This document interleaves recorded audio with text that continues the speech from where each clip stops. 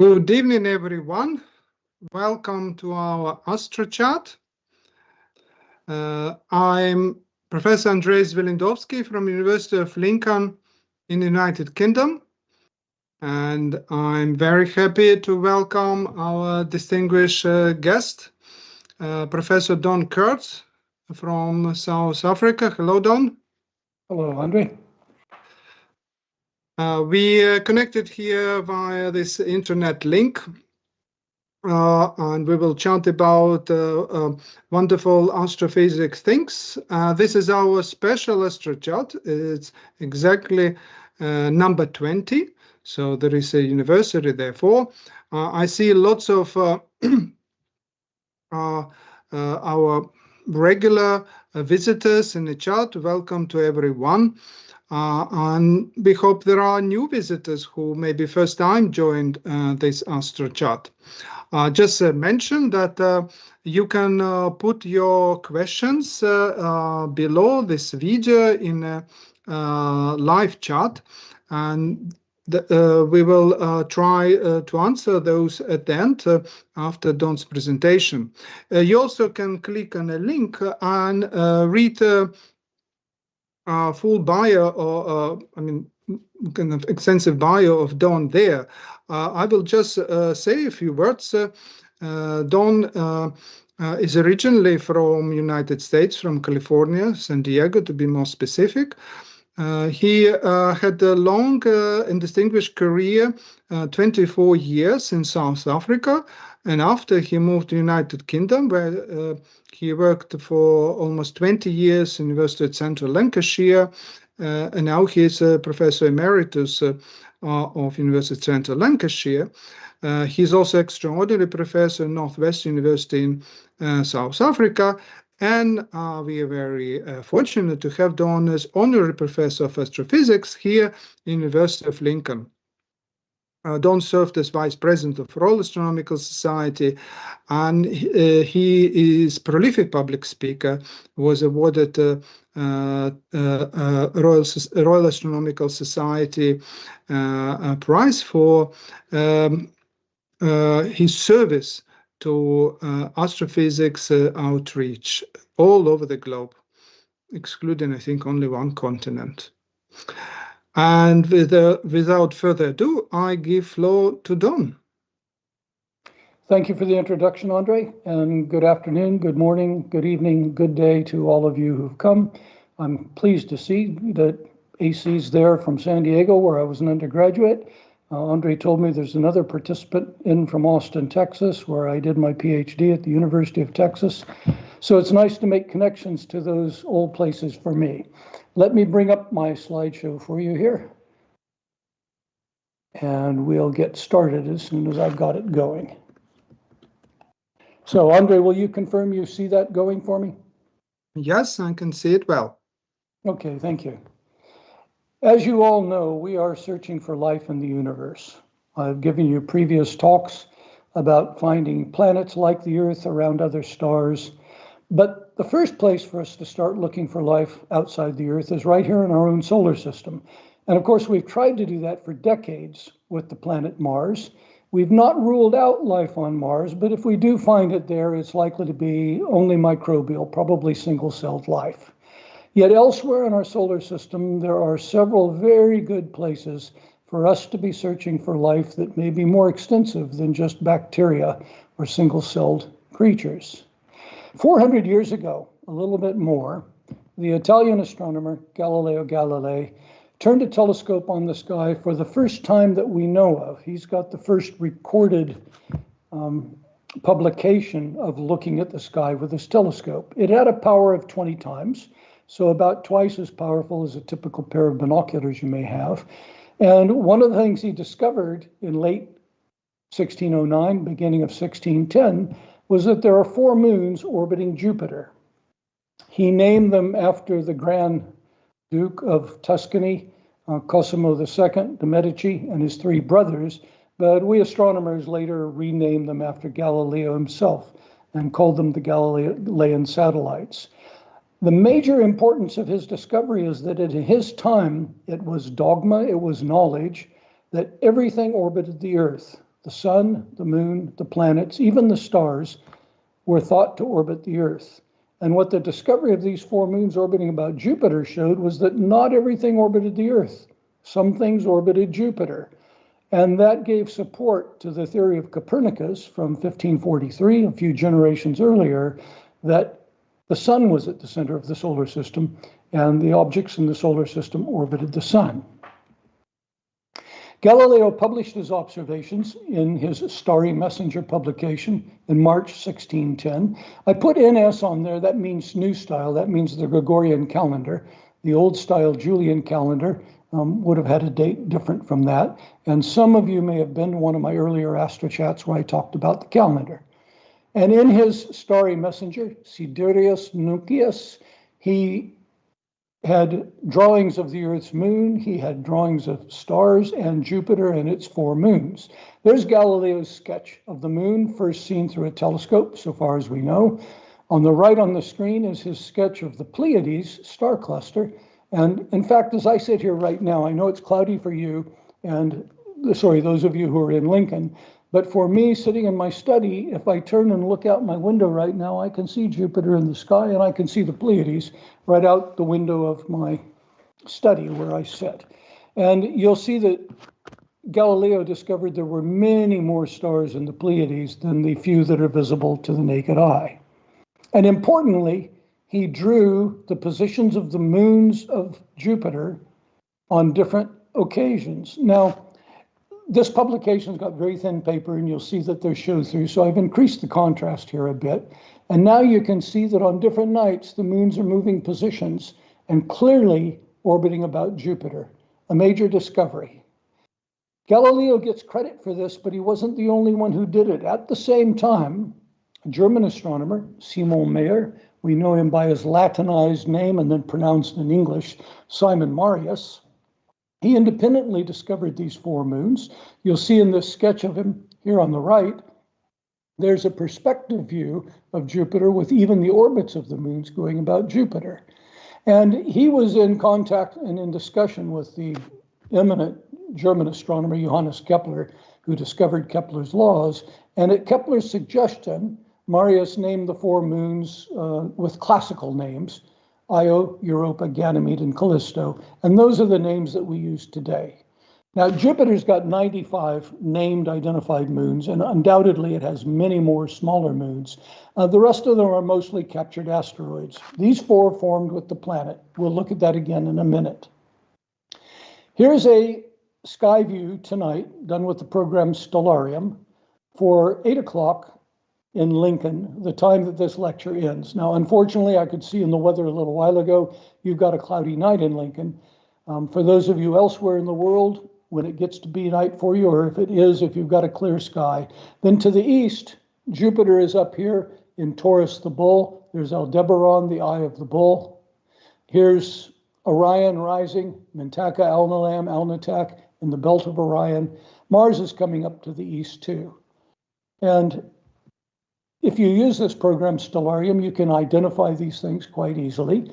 And you can even zoom in on Jupiter.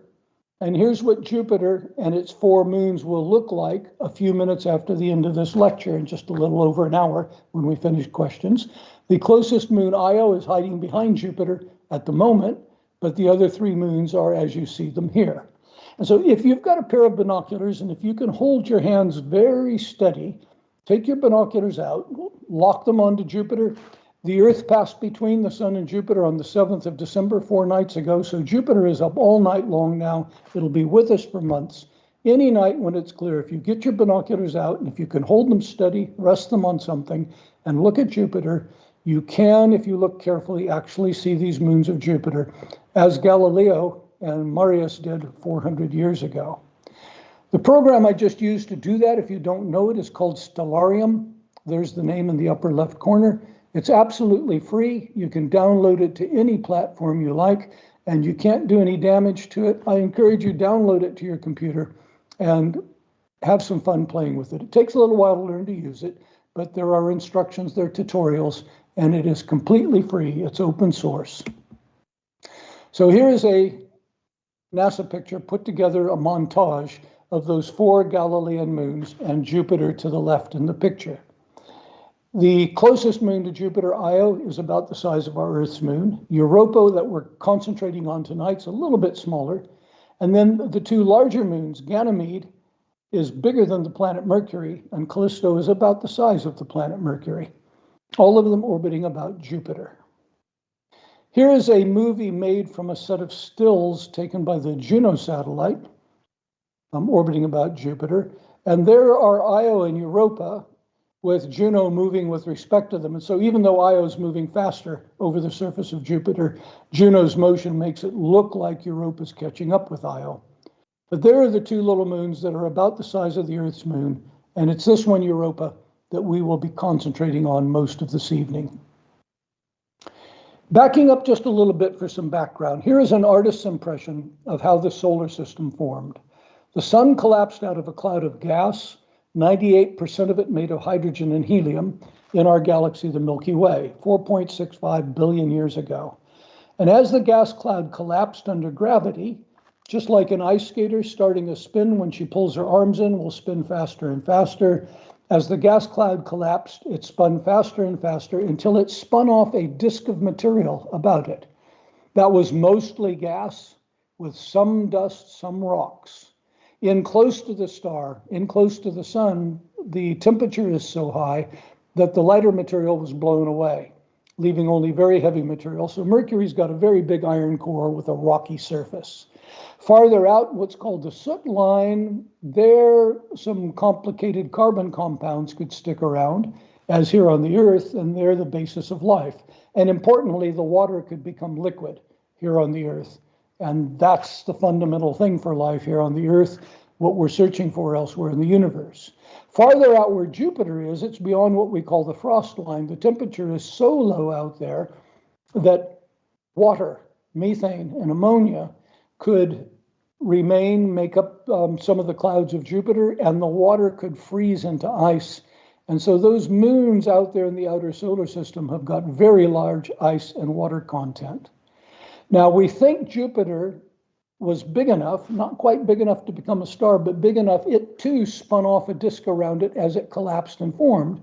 And it was out of that disk around its equator that Io, Europa, Ganymede, and Callisto formed, just as the planets formed around our sun. This isn't just artist impression and speculation. Here's a real picture of a solar system being born. This was taken with the Atacama Large Millimeter Array, a radio telescope that looks at very short wavelength radio waves. The telescope's situated in the north of the country of Chile in South America, and it can see very cool things like dust.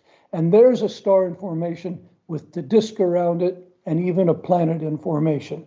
So this model of how the solar system formed, how Jupiter and its moons formed, is secure. We do understand it. Interesting to continue to work on, but we actually see it happening with our telescopes now for other stars just being born. Here's a selection of moons in the solar system, just to put things to scale for you. Here's the Earth on the right, with the Earth's moon in the upper left.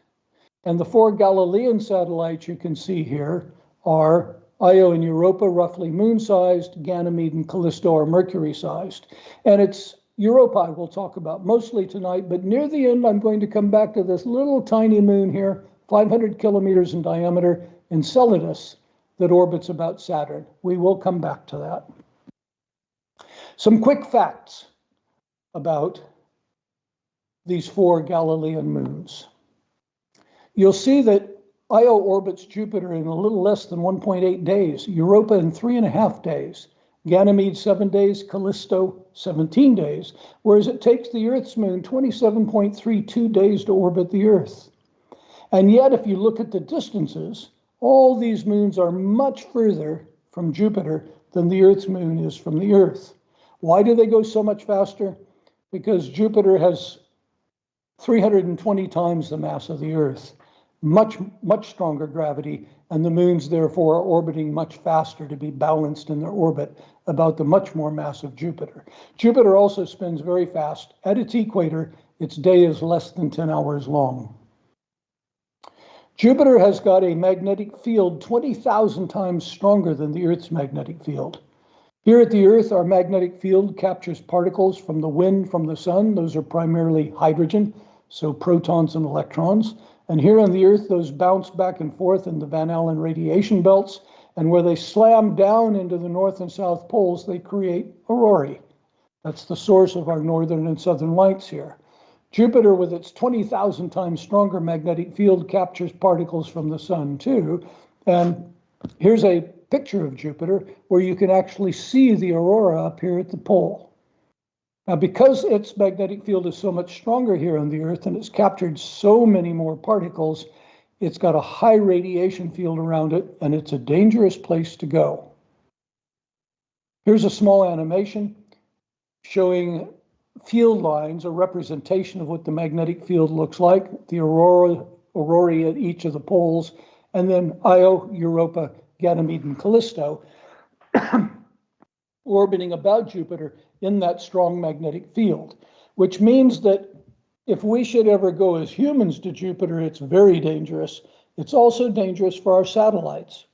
The electronics, the computers are bombarded by high radiation. To give you a comparison, here on Earth, an average radiation dose for a day, for you and for me, is about 7/1000th of a thousandth of a sievert, sievert being the unit of radiation. For Europa, where we're going now, that radiation level is 5,400 millisieverts. To put that in perspective, astronauts up in orbit in the space station are being bombarded more than we are on the ground, and they've really, for safety's sake, they try to keep their maximum radiation level below 250 millisieverts per month. If you went and had an X-ray, say a chest X-ray, you would only be exposed to about 0.3 of a millisievert.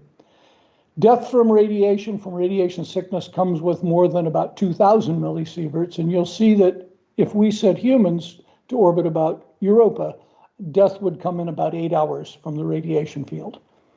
That's a problem for our satellites too. That radiation's bombarding the electronics and the computers, and we do have to protect our missions because of that. So in our solar system, there's an ocean. It's twice the size of the Earth's oceans combined. That's Europa, and the big question is it inhabited? Does anything live there? 2 months ago, 2 months and 1 day ago, on the 10th of October, NASA launched the Europa Clipper mission to go out and explore Jupiter's ocean world, Europa. Here is the launch. Space launches are always so exciting and so fantastic. And so here's a video of that launch on the 10th of October. Live at NASA's Kennedy Space Center for NASA's Europa Clipper mission, a nearly 2 billion mile, 5.5-year journey to Jupiter's icy ocean moon. And liftoff. Liftoff of Falcon Heavy with Europa Clipper, unveiling the mysteries of an enormous ocean lurking beneath the icy crust of Jupiter's moon, Europa.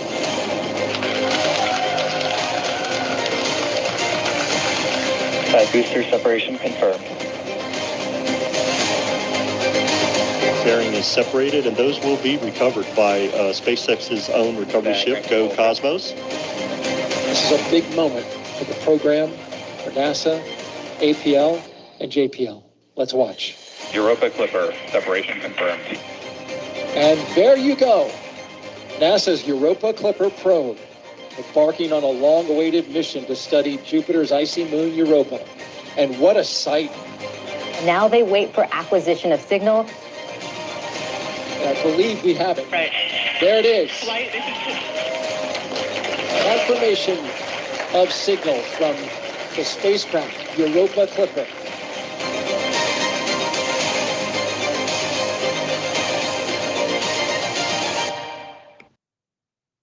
Isn't that exciting?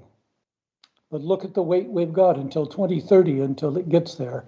There's an artist's impression of the satellite and its solar panels extended over Europa, which it will pass 49 times, but it's not going to hang around because of those radiation fields. So some facts about Europa. Those solar arrays, to pick up enough sunlight to run the electricity for this mission, they're 30 meters across. This satellite weighed 6 tons on launch 2.75 tons as propellant for its 24 engines to control its various orbits that it will change into while it's out at Jupiter to keep passing by Europa. That was the most massive space mission we've launched to the planets when it was launched 2 months ago. 9 dedicated science instruments, and the electronics are in what's called a vault, which is a nearly 1 centimeter thick aluminum zinc alloy to shield it from that intense radiation, so the radiation field doesn't kill the computers. Here's a graphic of the satellite showing that it's got a radar on it that can measure the thickness of the icy shell. It's got cameras to try to map the surface in more detail than we've ever seen before, spectrometers to determine the composition on the surface. Are there organic molecules there? Big question. And magnetometer to measure the depth and the salinity of the ocean, and another instrument to measure the radiation field. Its cost was $5.2 billion. And the planning and building, now this isn't the thinking about it. The thinking about it occurred for a decade before that. Planning and building's been over the last 11 years. It's got 6 years to get to Jupiter and then 4 more years to orbit Jupiter. You can see from this, you can see why those people in the control center there were so excited. You could see the one woman at the end, she was beginning to cry with happiness that this thing was working. Because for some of these people, they've got 20 to 30 years of their life invested in this mission. And of course, all space launches don't always work. This one has, it's on its way. It will fly 49 times past Europa close up, as close as 25 kilometers over the surface at its closest. And then in the end, when it's beginning to lose gas and it's not controllable anymore, we don't want to take a chance on it ever crashing into Europa because it's not been decontaminated. It might be carrying bacteria from the Earth. And so it will be deorbited and crashed into Ganymede, where we think the chance of life is much lower. There's a map of its launch. It went off on the 10th of October.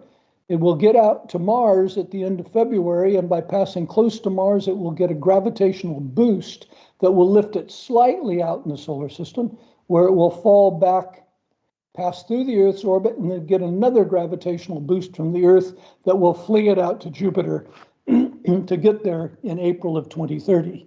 Now, these gravitational boosts are not actually free. To us, it seems free. We get energy to fling our satellite out without having to burn our rocket engines, but that energy has to come from somewhere, and it's in an exchange between the satellite, the Earth, and the Sun, and the effect is that a little bit of energy is robbed from the orbit of the Earth and from the orbit of Mars to give that energy to the satellite.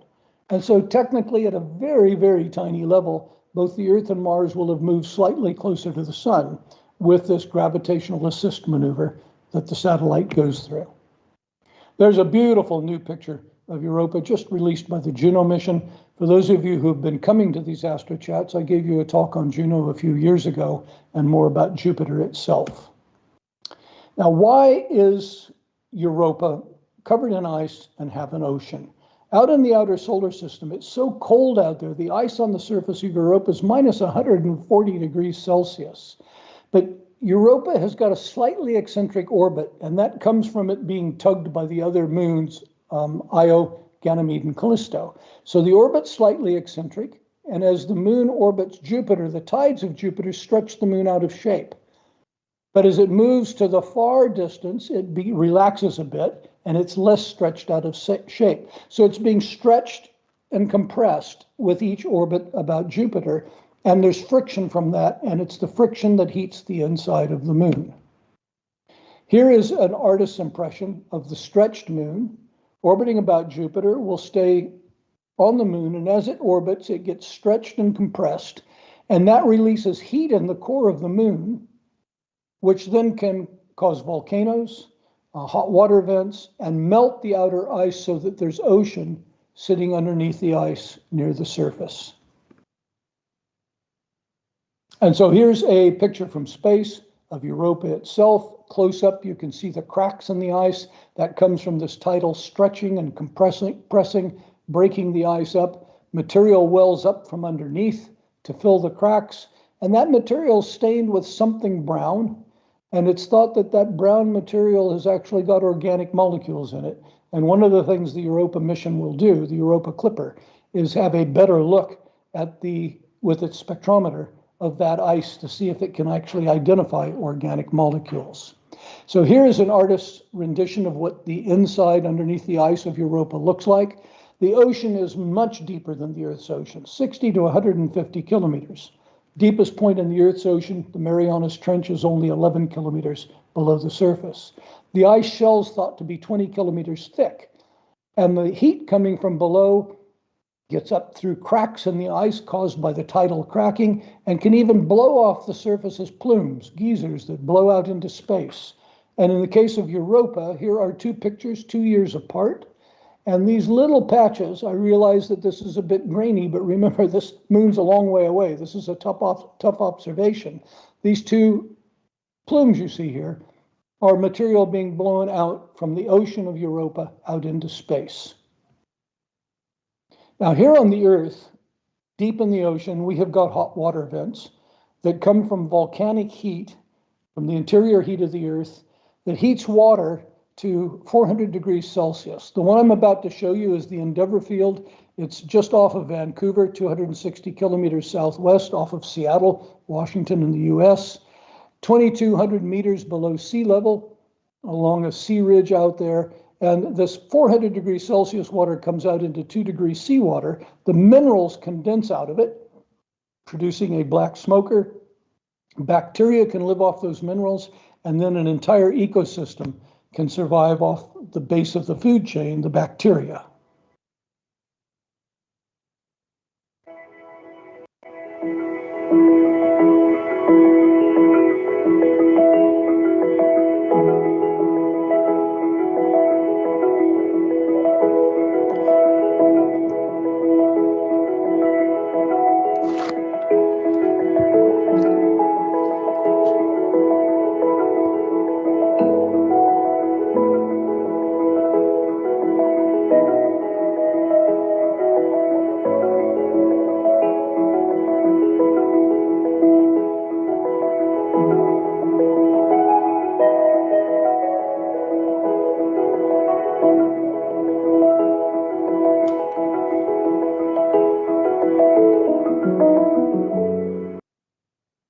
Here's a still picture of one of those ecosystems. These two clams are about 1 meter long. The oxygen level that deep in the ocean is very low, and so these have got very, very high hemoglobin content for capturing the oxygen, and you can see that in the red color, just as our blood's red. They're red because of the hemoglobin. Here are sea anemones, there are fish, there are crabs. Some biologists speculate that life might have first formed here on planet Earth around these deep sea hot water vents, and then migrated to the rest of the planet. So our ancestry might even be around this kind of an ecosystem, which we know exists here on the Earth. Now, as an aside, when I was an undergraduate at San Diego State University, well more than 50 years ago, I started my studies doing marine biology. I was fascinated with both oceanography, physics, and marine biology. And had I not switched to astronomy because of a very charismatic teacher, I may well have spent my life studying these hot water vents, that wonderful video you just saw, instead of the great things I've been able to do and enjoy being an astronomer. Everything's interesting, and being an oceanographer and a marine biologist would have also been a great scientific career. So could there be life in Europa's oceans? We know that the moon's being tidally stretched. We know for Io, the next moon in, that it's so stretched it's got volcanoes erupting on its surface. And so we believe that there are possible volcanic vents deep in the ocean of Europa, pumping out hot water, and around that hot water and cold water, bacteria possibly could survive off of the minerals, and then other things could survive off of them. Could life have formed on Europa as it did here on the Earth? That's the big question. The Europa Clipper is going out to get a better look. It's not going to go through the ice this time, not this mission, but in 4 years' time, when it gets there, 4 years' time, more than 4 years, nearly 6 years' time, it will give us a much better look at the surface of Europa. The European Space Agency has got another mission also going out to Europa, Ganymede, and Callisto. It's called JUICE, the Jupiter Icy Moons Explorer, and it was launched a year and a half ago. And yet JOI means Jupiter orbital insertion. That will occur only in July of 2031. So Europa Clipper is going to overtake it. But these two missions are complementary. And the JUICE mission will mostly concentrate on Ganymede and Callisto, but we'll have a couple of close passes of Europa and can discern a little bit different information and complement the Europa Clipper mission. There's an artist's impression of JUICE sometime in the 2030s with a close flyby past Europa. Now, this confusing little diagram right here is a map of the different orbits that both both JUICE in red and Europa Clipper in blue will take when they get out to Jupiter. And what I want you to notice with this diagram is that the orbits tend to be very eccentric, and the satellite will spend most of its time far away from those target moons, and then dive in close, moving very much faster, whip by the moon, make some measurements, and get back out again. And that's to keep from staying in that intense radiation field close to Jupiter that would do damage to the instruments, possibly even destroy the mission. And so both missions will dive in, get a look, and come back out again. And as you saw earlier, Europa Clipper's got 24 engines, 2.75 tons of propellant, so that it can keep altering its orbit when it's out at Jupiter in order to make all these different orbits to get the best look it can at the moons. What happens beyond the 2030s? Well, we've had a dream, we astronomers. I read about it. I'm not involved in the missions, but we've had a dream of landing on Europa for decades now. The idea would be to land on the surface of the ice, study it better, and eventually actually take a little small nuclear reactor that would be warm in a small submersible, put it on the ice and let the heat melt through the ice until the mission popped out of the ice into the ocean, and then with cameras swim around and see if we can see hot water vents and things living there. That's the dream. Now, recently there has been a proposal for a Europa lander put to NASA, and unfortunately, but for good reason, NASA turned it down because there was a competing proposal to land on the little moon Enceladus that orbits Saturn. The mission's called the Enceladus Orbi Lander. It will both orbit and land on Enceladus. It's proposed for the 2030s, and it's not been funded to build the satellite, but funding's been provided for them to continue with the mission plan and looking at the possibilities. Enceladus is only 500 kilometers in diameter. For those of you, two of you I know who are in California and Texas, Enceladus is about the size of Arizona. And so it's quite small compared to Europa, Ganymede, and Callisto, but it's covered in water ice. The tides from Saturn are sufficient that the ice has been melted. There are oceans underneath that ice. There are incredible cracks in it. There's a beautiful new view that's only recently come out from Enceladus, put together from the Cassini mission, which is now over. And there is, from the Cassini mission, a picture of geysers shooting out of the surface of Enceladus. And the spectrometer on the Cassini mission showed that this coming out of here is seawater. It's salt water. That's exactly the ingredient that works so well here on the Earth as a place for life to form. And one of the things that makes it so exciting to think that we'll go to Enceladus and land on its surface. And so there's an impression of what the inside of Enceladus would look like. Solid interior, heated by tides from Saturn, enough to melt the ice on the surface, so there's a subsurface ocean, and then the icy cap with cracks in it and geysers shooting out of that. I'm sorry for those of you in America, geysers, we pronounce this word differently in the two languages, making Enceladus an exciting place to try to land. So alien moons. Maybe the first alien life we're going to find will be around moons in our own solar system. Sometime in the next decade, I hope. But if not, these new missions will continue. And for those of you who are young, you will live to see the missions that will land on Enceladus, on Europa, stretching out into the 2040s and 2050s. So thanks for your attention this evening. And we've now got some time to take some questions. Welcome back, Thank Andre. you. Yes, I'm back. Thank you very much, Don, for a very fascinating talk. And we open for the questions, so you can type your questions below in live chat. There was a question from John Levenhall, who was asking which direction, north, south, east, west, he need to look to see that image with Jupiter on the sky. Right, John, because the Earth just passed between Jupiter and the Sun, Jupiter is exactly opposite the Sun in the sky right now. So it's coming up as the Sun goes down. And Jupiter orbits in the plane of the planet's orbit. We call that the ecliptic in astronomy. And you will look just slightly north of east is the answer to your question. As soon as the Sun goes down, as soon as it's dark, look to the east. Jupiter's rising in the east, and it will be up all night long, going up. If you're in the northern hemisphere, I suspect you are, it'll go very high overhead for you, and then go down in the west just as it's getting light in the morning. So to the east for Jupiter right now. Now, don't get confused, I'm sorry, but if you look west right now after sunset, you'll see the even brighter Venus. But Venus will set within a couple of hours after sunset, whereas Jupiter's coming up and it will be up all night. Thank you, Don. AC is asking, is Europa tidally locked to Jupiter facing hemisphere? The answer is yes, AC. It is tidally locked, and so that one face of Europa always faces Jupiter, just as for the Earth's moon, one face of the moon always faces the Earth.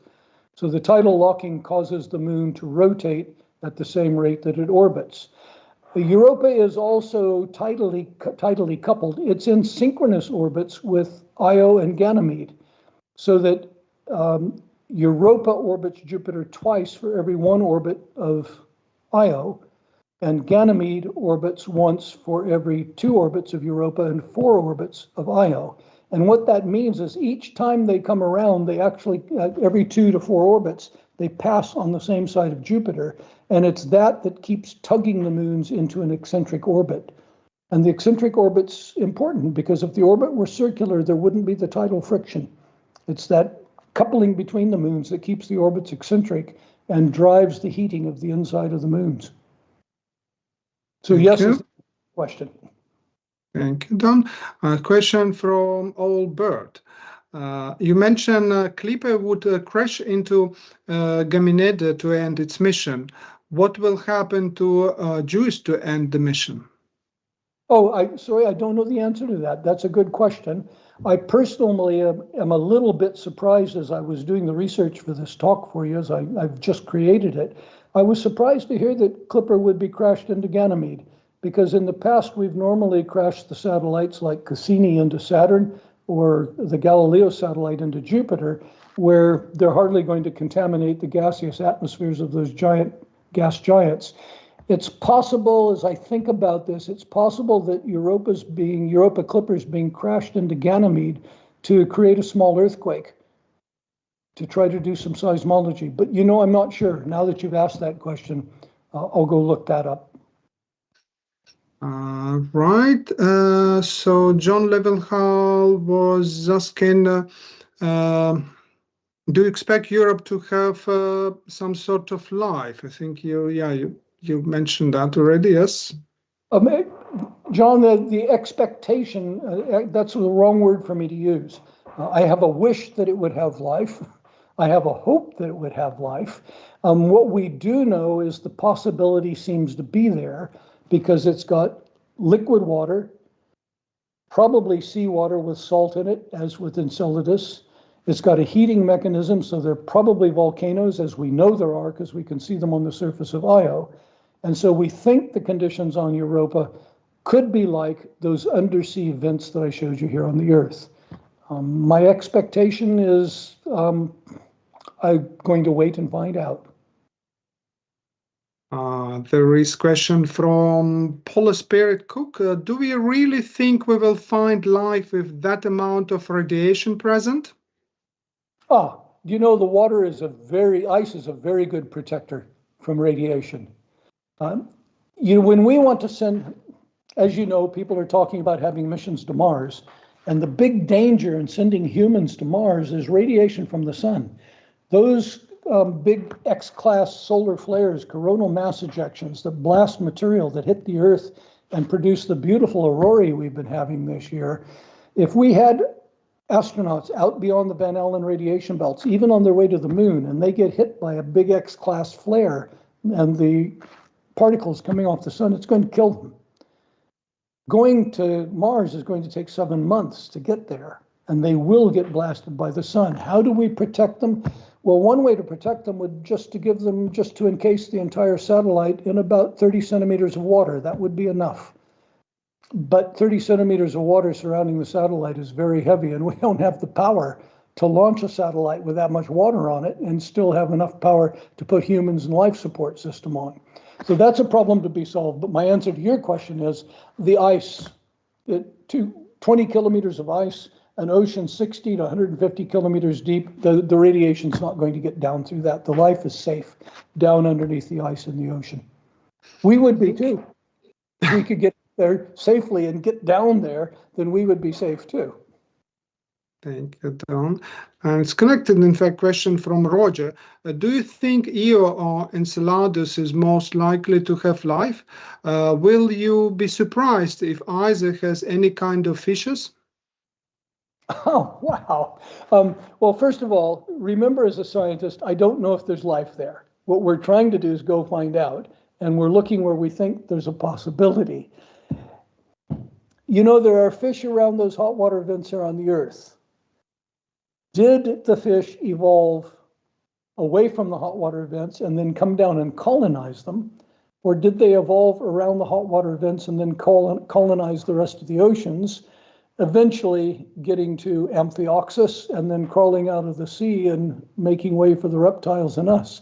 Wonderful questions. I don't have any expectations, yes or no, but boy, do I have a hope that there will be something like that there. And how wonderful if it's something like a fish, but so weird we've never seen anything like it. That would be very exciting. As you know, I think a lot of the deep sea fishes are so weird that except with deep sea missions and bathyspheres that go down, we would have never guessed that could have been things living like that as we see in our own oceans. So sure, I have hope, but no knowledge of whether that would be there or not. Thank you, Don. A short question from me, in fact, Don. When you showed this video of hot water vents in the deep ocean, the temperature is 400, and the water remains water, not a gas, not vapor. Is it because of pressure? Yes, it's because of pressure, Andrei. The pressure in the ocean goes up 1 atmosphere per 10 meters. Any of you who are scuba divers will have been taught that during your scuba diving course. If any of you have taken first-year astronomy from the likes of me, if I were your teacher, I would teach you how to calculate that in your astronomy course. But if it's 1 atmosphere per 10 meters, that's 100 atmospheres per kilometer. That vent we were looking at was 2.6 kilometers down, so that's 260 atmospheres. And at 260 atmospheres, 400 degrees Celsius is not boiling. So I'm glad you noticed that, Andrei. Thank you. Thank you. And we have a question from Marisa Micheli. What do you think our next step would be if we did find life on Europa? What would it mean for us on Earth?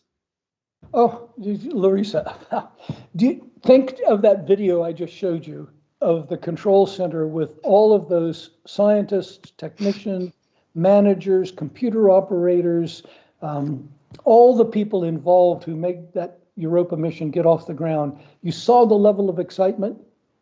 I think that's nothing compared to the level of excitement we're going to have if the information comes back there's life there. This is going to be a worldwide jumping up and down, changing the orbit of the Earth with our motions as we're so excited to have found life somewhere else. Now, your question might have been, what does that mean for us philosophically, morally, religiously, however you want to look at those things? Those are incredibly important questions. If we discovered there's life on Europa, it almost certainly would have evolved separately from life here on the Earth. And if that happened, that means that life can occur in 2 different places in the same solar system. Probably the universe is full of life. You then have to think of what the implications are for you, for how you view your own life, how you view life in general. And how that impacts on your morality or philosophy or metaphysics, if those things are of interest and concern to you. I'm not an expert in any of those fields. I'm a scientist, but boy, I think about it too. It would be so exciting. Thank you, Don. And somewhat related question from Annabella. If there wasn't life on Europa, would it be possible to place organisms from Earth into Europa to cultivate a species on Europa? You know, I would expect probably we could do that. In some ways, that's called terraforming, and we've thought about it for Mars. Mars's atmosphere is so thin it's not breathable to us, and it's carbon dioxide, which is not breathable.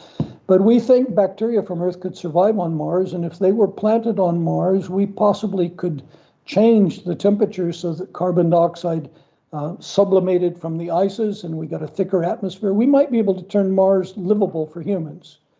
Right now, we don't want to do that because if there's something living there that's different from us, we'd like to know about it without contaminating it. If we find nothing's living on Europa, could we plant life there that could survive in the oceans? That sounds to me perfectly possible. I don't see any reason why that wouldn't be possible. You're talking about a very long-term project, and let me just tell you what one of the barriers is to doing something like that. It's extremely expensive, and to find out the results might take centuries, and you're not going to get any politicians to fund that. Their timeline for things they're willing to fund is usually about 5 years, unless they're dictators. And even missions like the ones we're looking at that take 10 or 20 years to build and 6 years to get to Jupiter, you only get a few of those. To fund a mission that might not tell you the answer for centuries, I think you're going to struggle with funding. Thank you, Don. There is a question from Timur.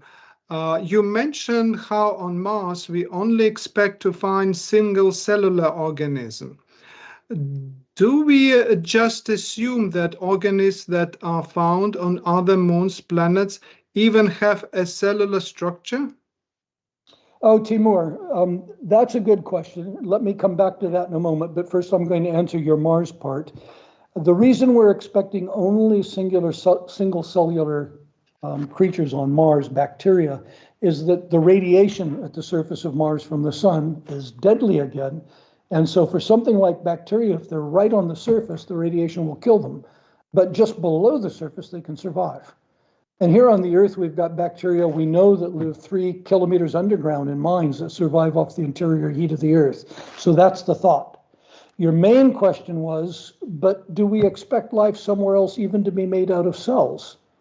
Well, the field that studies that question, I know that you're studying mathematics, but if you would like to move into biology and some possibly observational science, that field's called astrobiology. And there's a very good astrobiology center at the University of Edinburgh in the UK. And they're asking the questions, what environments can we find life on, looking at the most extreme environments on the Earth? And at first we look at what we know, but of course they're asking the question, can there be other forms of life that can survive in different ways? At the moment, to build a mission and to go look for life, you're going to look for what you know to start with. But nobody gives up the idea that there may be other forms of life. And someday that may just surprise us by just appearing from some direction we're not looking. Science often is serendipitous, and we make discoveries we weren't looking for. So I can't answer your question right now about whether life can be different from cellular life. Well, of course, viruses are not cellular life. So in that sense, there's some life here on the Earth that's not cellular. But whether something totally different, you're young, you're headed somewhere, maybe that could be your field of research. Thank you. And the same answer to all you other young people out there. Thank you, Don. Yes. There is a comment from AC. As an amateur radio astronomer, I've listened to shortwave Jupiter geomagnetic storms from my backyard antenna. That's wonderful. That's where radiation from the universe was first discovered, was from Jupiter back in the 1930s. Carl Jansky, I think, is the man who did that. And interestingly, I was lecturing on a cruise ship for a total eclipse of the sun in the Caribbean a couple decades ago. And just before I left on that, I happened to bump into Miller Goss, who was then the director of the Very Large Array Radio Telescope in New Mexico. And he said, "Oh, you're going to St. Croix. We've got a telescope there, and I'd like you to do a high school talk, if you will." And I agreed to do that. And he said, "I've got a special contact person for you there." He didn't actually tell me who it was going to be until I got there and discovered her name was Carla Hubbard, and he was named after her grandfather, Carl Jansky. And so at a visit to a radio telescope in St. Croix a couple of decades ago and giving a talk at a high school, I got to actually meet the granddaughter of the discoverer of radio astronomy. Possibly that's what set your career in motion. And that's wonderful that you can look at the radio waves from Jupiter, even from your backyard. Oh, thank you, Don. Yeah, science is fascinating for all kind of meetings. You meet people. Yeah. Can I ask one more question from me? When you mentioned the names of the Jupiter moons, they kind of Galilean moons, but he gave very different names, the names which stuck from German astronomer. How that was decided, that names which Galileo gave did not survive in history? What do you know anything about this name in business? Yes, Andrei.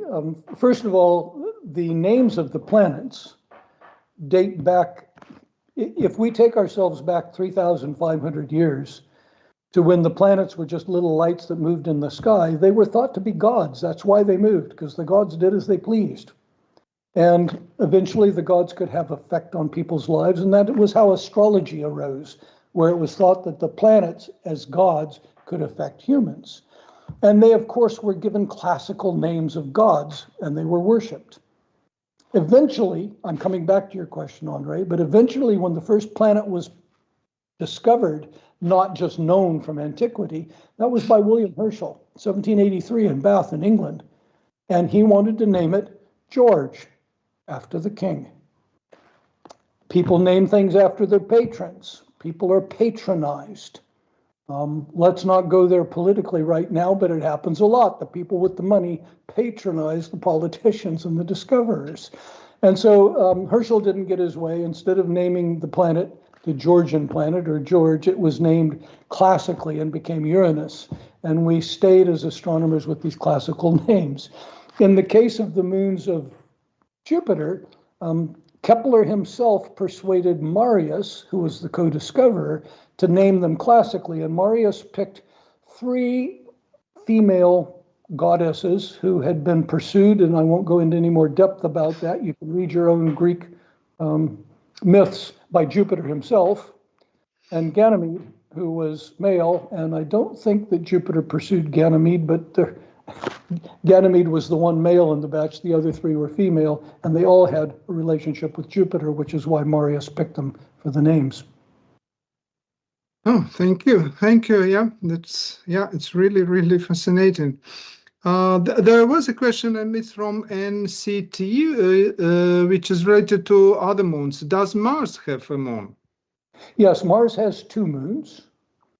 And if I can please remind you, the Astro-Chats are on YouTube. They're accessible from the University of Lincoln. And I did a talk, I think it might have been earlier this year, but I called it the Hurtling Moons of Barsoom. Mars has 2 tiny moons, Phobos and Deimos, Fear and Panic. And they are, in the case of Phobos, about 20 kilometers long. It's a bit potato-shaped. Deimos is a bit more spherical, slightly smaller. And it would seem they're captured asteroids, although surprisingly they orbit about the equator of Mars. But I did give an Astro-Chat on that in one of the early Astro-Chats. And if you'd like to know more, please have a look at that recording on YouTube. Thank you, Don. Yes, I just encourage everyone to actually subscribe to our channel. And you have all collection of all these videos there, which you can rewatch, and also to send to your friends and share this experience with your friends. Somewhat earlier, when you mentioned this brown kind of stripes on the surfaces, you mentioned that could be a sign of some organic molecules. There were some comments in kind of in the spirit of Christmas. John Leventhal mentioned that brown organic molecules, gravy. And then it was commented by Alto Cumulus, if gravy, perhaps it's evidence that aliens on Europa are having Christmas dinner. Do you, if to kind of ask, if brown could be a sign of organic molecules, is there any kind of suspects? What sort of molecules might kind of produce a kind of light in the brown spectrum? Andrei, the answer to that is extremely well known and well studied. Back in the 1950s, two scientists, California, University of California at San Diego eventually, but Harold Urey and Stanley Miller did an experiment where they put hydrogen and helium, methane and ammonia, the main constituents of Jupiter's atmosphere, into a flask in a chemistry lab, and they zapped it with electricity, lightning. And after a week or so, the inside of these glass vessels was covered in an orange gunk, and that orange gunk was full of organic molecules. Jupiter has got huge lightning storms. Some of them are bigger than the Earth. There's another one of the previous Astro-Chats on Juno at Jupiter a couple of years ago where I talked about that quite a bit. And so, yes, Jupiter's atmosphere itself is probably full of organic molecules. Some of that is causing the orange color in the atmosphere. And I can see we're running low on time. Let me just say that the science fiction author, many of you will know, Arthur C. Clarke, who I had the good fortune to meet at his home in Sri Lanka many years ago when I was visiting there. Arthur Clarke, one of his short stories was called A Meeting with Medusa, where he imagined that there might be life floating in the up high in the atmosphere of Jupiter, where those organic molecules are and had formed and is living up in the atmosphere with no solid surface. And then remarkably, there's another Astro-Chat on Venus that I did a while back, where I talked about the possible organic molecule high in the atmosphere of Venus that's recently been discovered. Possibilities remain very interesting, even in the atmospheres of the planets. Thank you, Don. Yes, we actually arrived almost basically, yeah, we just nicely at the end. We might 1 minute left. And I would just like thank you, Don, for this chat, everyone who came, and just tell that this is our 20th Astro-Chat. So we started some while ago with Don, and we were not sure how many of these Astro-Chats we will have, and we already have 20. And yeah, I hope we can meet again and discuss all these fascinating astro things. And from my side, I wish everyone Merry Christmas, Happy New Year.